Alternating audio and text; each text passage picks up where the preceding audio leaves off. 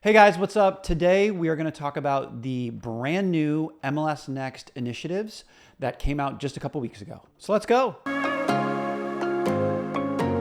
So I'm a couple weeks, behind on this one, but I definitely got several emails sort of asking me to do a video on the most recent changes that MLS Next implemented, and this would have been, middle of August. So we're going to kind of go through these.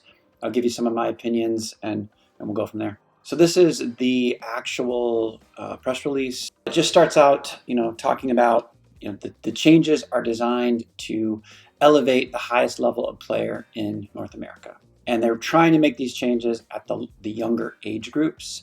And so let's go through the first one. It's a step in the right direction, but I'm not sure the true impact. They're looking to introduce a scholarship initiative. So what they're saying is that starting this year, they are requiring every club in MLS Next to issue a minimum of one scholarship equivalent per season. And this would be the non-MLS Next academies, because most of the actual MLS clubs, they're completely free anyway. So this is now saying you're going to at least provide one scholarship equivalent per season. Now, that's just a really small drop in the bucket is the only real issue there. I mean, unless they're talking about one scholarship per team, but they don't say that. It's a step in the right direction, but again, I'm not sure that this is going to do a ton when it comes to the costs of the game in this country, specifically at the highest levels here in MLS Next. The second initiative is a little bit more controversial in my opinion. So this is going to be at the U13 age group. And so instead of the typical 2 35-minute halves, they're going to go to 3 periods of 25 minutes. The other part of that is that each player who's on the game day roster will be required to play at least one uninterrupted 25-minute period, barring injury. And they're saying that the goal here is to ensure an optimal experience that furthers their development. And so this is, I think, in theory, a good thing. But I guess I have an issue with, this whole idea that we're talking about development at the U13 age group of the highest level of the country. I think that MLS Next and US Soccer are really missing the ball here. Development and the discussion of development happens much earlier than U13. And then when you get into U13 and above, especially the higher levels, we're now really, there is course development, but you have to start talking about the performance part, the performance piece. So winning games, fighting for playing time, fighting for your position, that's a valuable life lesson, regardless of the game or not, that now they're kind of removing. And I think that they have to be very careful. The other piece here is, and I don't know if this is intentional or not, but this now puts the actual MLS clubs, DC United, Philadelphia Union, New York Red Bulls, they're now even more advantaged because, the weakest player on their roster is significantly better than the weakest player on, the other non-MLS academies rosters. So now you have this requirement where, everybody's got to play at least one 25-minute period or a full 25-minute period. If you're trying to win a game, which at this level, at the highest level of the country, that's important at the older age groups, in my opinion, you now are handcuffed by this rule when you're going up against a team that is already probably outmatching you talent-wise. It goes on to say that at U14, players will also be eligible to re-enter the match, providing more playing time. So that's good. Okay, that is a good thing that they have this ability to come back into a game, because at U15 and above, at least MLS Next, they don't. Once they're out, they're out.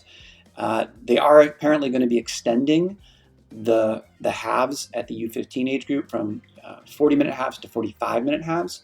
So again, I think they're trying to increase playing time. Some of this, it has kind of good intentions, but I'm not sure it's really in the right place. I mean, when we start talking about equal playing time and maximum development, my mind goes to a much younger age than U13, and then especially not the highest level of the country. at that level, they know what they sign up for.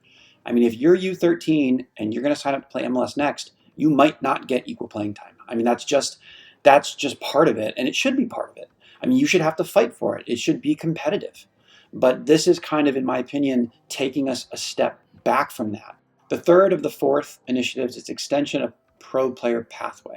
I don't even know what the pro player pathway is, but they're basically saying MLS clubs, so 30 of the clubs in the country, which is an incredibly small percentage, will now have the option to include a third age group, U15, in the pro player pathway, with each of those teams playing up an age group in competition. So the MLS Academy's U15s will play, in the U16 age group. The U16s will play in the U17s, and so on and so forth.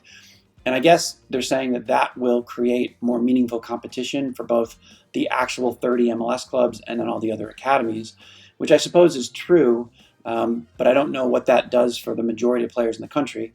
It certainly does help the MLS clubs, I guess. Perhaps this is trying to identify players who are ready to kind of, become pros. So if you're at the New York Red Bulls and you're a U15 player and you're dominating, U16 and above competition, maybe they need to look at kind of accelerating your development. So this is potentially something good. I mean, anything we can do to create more young American pros is certainly going to be helpful. And then lastly, launch of Talent ID Weekend.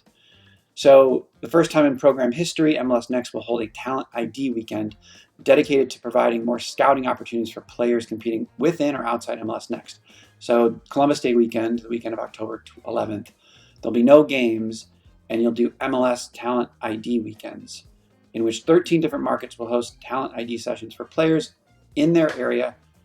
MLS clubs and MLS Next elite academies will have the opportunity to evaluate players in the U13, U14 age groups to facilitate more opportunities within the MLS ecosystem.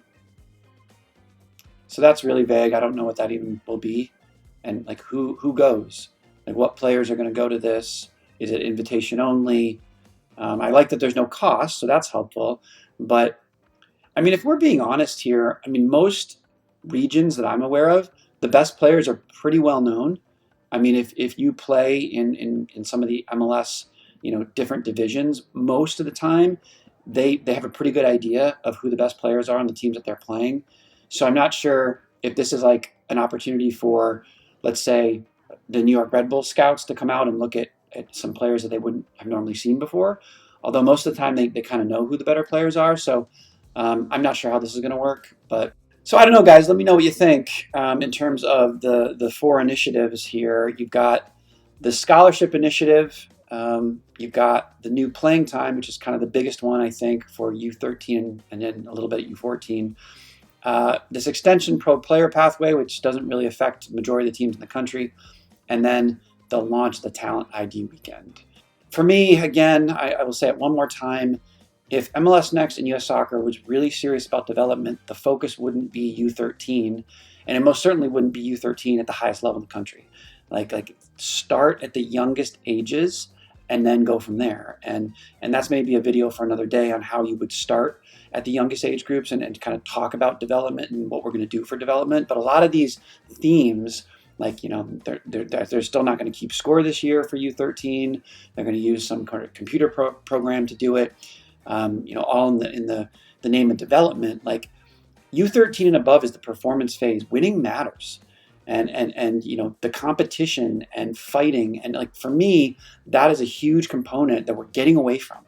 And we should be focused, if you want to focus on development, at the youngest age groups. So anyway, guys, I'm gonna let you go. Let me know what you think about this in the comments, or reach out to me directly. See you on the next video.